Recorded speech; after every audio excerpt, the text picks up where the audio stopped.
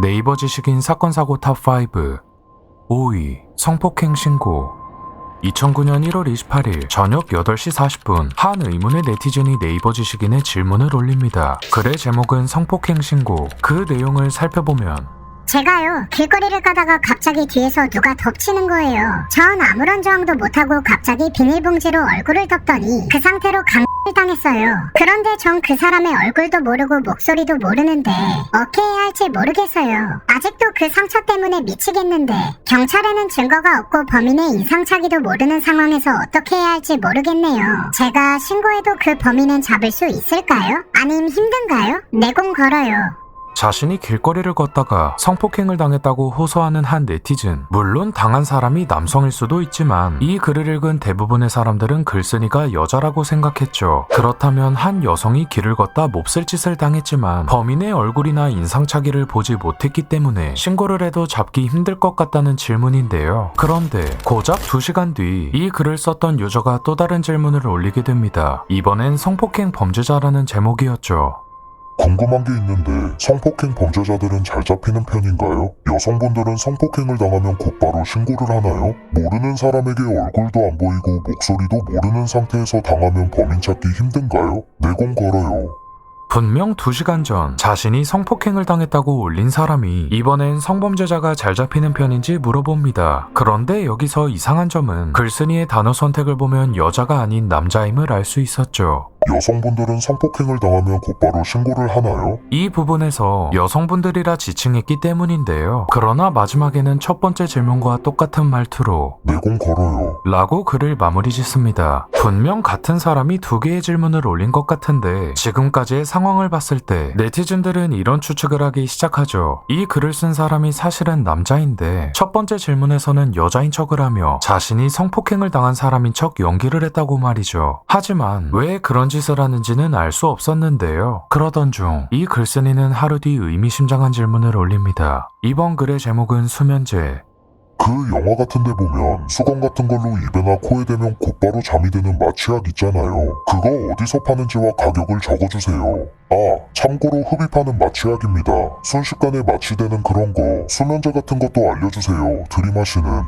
아무리 봐도 이번 질문은 의심이 갈 수밖에 없는데요. 일반인이 일상생활을 하면서 사람을 즉시 기절시키는 강력한 마취약이 필요할 일이 뭐가 있을까요? 아마 질문자는 영화에서 본 것처럼 나쁜 목적을 위해 수면제를 구하는 것 같았습니다. 처음엔 성폭행 피해자인 척을 하며 범인의 인상착의를 모르는데 잡을 수 있냐고 물어봤으며 그 다음엔 여성들이 성범죄를 당했을 때 곧바로 신고하는지 성범죄자는 잘 잡히는 편인지 물어봤고 마지막으론 강력한 수면제를 구하는 글을 올렸습니다. 여러분은 어떤 생각이 드나요? 많은 사람들은 현재까지도 이 글을 쓴 사람이 사실은 성폭행을 계획하고 있었으며 자신이 붙잡힐 확률이 얼마나 될지 파악하기 위해 여자인 척하며 지식인의 질문을 올린 것으로 추측합니다. 4위 1859년생. 이번 질문은 저번에도 소개한 적이 있는데요. 제가 설명하지 못했던 중요한 부분이 있어 다시 한번 가져와 봤습니다. 그 제목은 1859년생이면 무슨 띠인가요? 내용은 간단합니다. 1859년생 친구가 있습니다. 띠에 맞춰 마스코트 선물을 주려고 하는데요. 오늘 새벽 3시에 집에 오기로 되어 있습니다. 띠가 무슨 띠인지 알면 그 동물 마스코트를 사서 목에 걸어주려고 합니다. 급해요. 글이 올라온 건 2015년인데 1859년생 친구가 새벽 3시에 집에 찾아온다고 합니다. 만약 이게 사실이라면 그 친구는 156살이라는 소린데 기네스북에 등재된 세계에서 가장 오래 산 사람이 122살까지 살았던 프랑스의 잔 루이즈 칼망인 것을 보면 이 질문은 말이 안 됐습니다. 어쨌든 이 질문에 답변을 단 사람은 지혜동자라는 무당으로 양띠입니다. 라고 짧게 대답했는데요. 가뜩이나 귀신이 찾아오는 게 아닌가 싶은데 하필이면 대답한 사람이 무당이라 섬뜩한 느낌이었죠. 나중엔 이 질문이 워낙 유명해지자 성지순례를 다녀가거나 1859년생 친구가 누군지 묻는 질문이 많아졌습니다. 그래서 질문자는 새벽 3시에 찾아오는 친구에 대해 댓글을 달았죠. 질문자입니다. 나이는 저보다 많지만 오래전부터 새벽 3시에 찾아와 얘기를 나누다 보니 절친이 되었네요. 피에르 자네라는 이름을 가진 프랑스인입니다. 정신과 의사였었다고 하는데 둘이 얘기를 나누다 보면 날이 밝아옵니다. 당시로서는 드물게 88세까지 장수했었다고 자랑하네요. 지난 5월 30일이 생일이었는데 워낙 한국의 12간지에 대해 관심이 많았거든요. 그리고 피에르 자네를 인터넷에 검색해본 결과 피에르 자네는 프랑스의 심리학자, 정신과 의사이다. 1859년 5월 30일생. 3위, 대통령. 2017년 3월 10일, 여러분은 이날이 무슨 날인지 아시나요? 당시 헌법재판소는 재판관 전원일치로 박근혜를 대통령직에서 파면시켰습니다. 전직 대통령으로서는 역대 세 번째로 구속까지 되었는데요. 이 일이 발생하기 무려 4년 전 2013년 3월 19일엔 네이버 지식인에 이런 질문이 올라왔었습니다. 글의 제목은 대통령이 감옥에 갇혀있는 꿈. 내용은 이러했죠. 꿈을 꿨는데 박근혜 대통령이 탄핵을 당해서 감옥에 갇힌 꿈을 꿨어요. 박근혜 대통령은 백발이 돼서 계셨고요.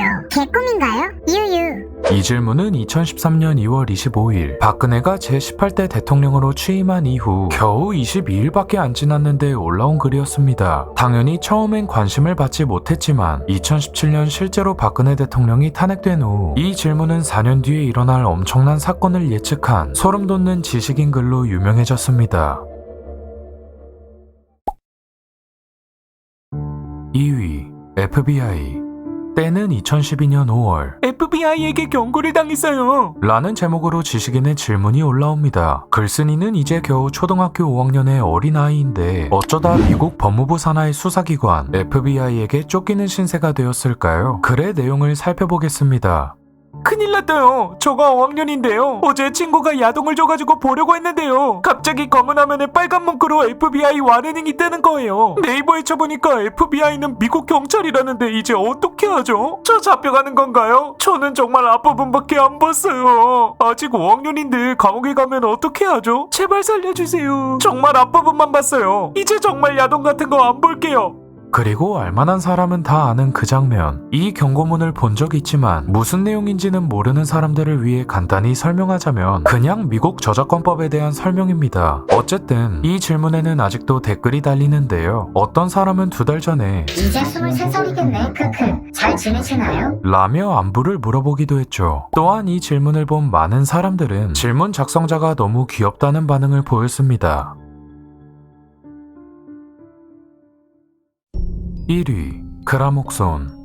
여러분은 그라목손을 아시나요? 그라목손의 성분은 파라콰트로 주로 제초제로 사용되는 농약입니다. 그런데 그 효과가 너무 강력한 나머지 잡초가 2-3시간 만에 말라 죽어버려 농업에 종사하는 많은 어르신들이 애용했는데요. 하지만 그라목손에는 큰 위험이 따랐습니다. 만약 실수로 사람이 그라목손을 섭취하게 되면 폐 속으로 침투하여 산소와 결합해 폐를 석화시켜버리죠. 그런데 이는 치료할 방법이 없어 섭취한 양에 따라 느리면 일주일, 빠르면 하루 만에도 사망합니다.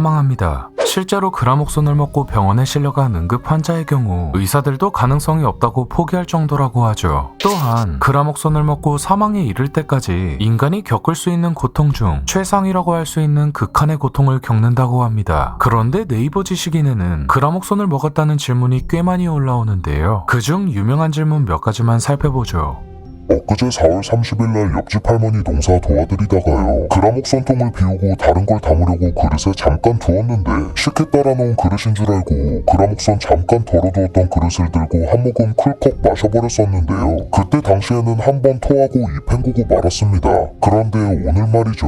이상하게 입안이 엄청나게 헐어있더군요. 일어나 보았더니 속도 많이 답답하고 심호흡도 평소랑은 좀 다르게 벅찬 느낌이고요. 그래서 혹시 하고 인터넷에 그라목손 쳐보았더니 증상 무섭더군요. 초기 증상이 저랑 매우 비슷해서 정말 지금 답답한 심정이에요. 지금 솔직히 정말 무섭습니다.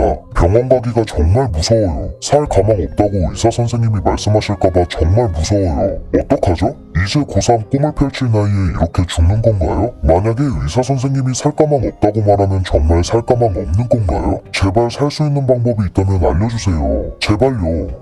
저희 할머니가 과수원을 하시는데 이번 주말에 일 좀 도와드리러 갔는데 제초 작업하다가 막걸리 옆에 있던 그라목손 마셨네요. 아주 조금 마시다가 바로 뱉고 이따 깠는데 괜찮겠죠? 안녕하세요. 올해 15살 되는 여학생입니다. 제가 어젯밤에 삼촌네 집에서 네모난 막걸리병 같은 게 있길래 신기해서 계속 만지고 있었어요. 뭐 무슨 주스다 약이다 이런 스티커 같은 것도 안 붙어있고 해서 진짜 막걸리병인가 하고 뚜껑 열어서 냄새 맡아봤는데 알싸하고 독한 냄새가 나더라고요. 초록색의 이상한 냄새가 나니까 궁금해서 병뚜껑 닫고 마구 흔든 후에 그 병뚜껑에 많이 묻어나온 걸 핥아 먹어봤는데 그 뒤로 토하고 기침하면서 꺽꺽거리고 지금은 좀 괜찮아진 상태예요. 근데 삼촌이랑 같이 있던 아빠한테 이거 무슨 병이야 하니까 막 아빠가 병 뺏으면서 이거 위험한 거라고 그라목손이라는 농약이래요. 그래서 제가 불안해가지고 네이버에 그라목손이라고 쳐봤는데 악마의 농약 죽을 확률 이런 거 뜨고 제가 어제부터 새벽에 일어나서 토하고 잠 오지도 않고 혀도 지금 침이 안 생겨서 바싹바싹 타들어가는 것 같고 머리 아프고 지금도 배가 아프고 땀이 납니다. 저 죽어요? 아니면 그냥 장염 같은 건가요? 진짜 병뚜껑에 묻어나온 거 조금 먹고 안 죽죠? 이외에도 여러 가지 이유로 그라목손을 마셨다는 안타까운 질문들이 많은데요. 이 질문들에는 공통점이 있습니다. 그건 바로 채택된 답변이 없다는 것이죠. 그라목손을 먹은 질문자들은 이미 세상을 떠났기 때문에 답변을 보지 못해 채택하지 못한다는 것입니다. 그래도 요즘 나오는 농약은 여러 실험을 통해 사람이 섭취할 경우 인체를 보호하고 생존율을 높이기 위한 장치가 마련되어 있다고 합니다. 또한 과거에 판매되던 고위험 농약은 판매 금지 처분이 내려졌다고 하죠. 그래도 만약 여러분이 뭔지 모를 음료수를 봤을 땐 확실히 정체를 알기 전엔 마시지 않는 것이 좋습니다. 지금까지 절망몽이었습니다.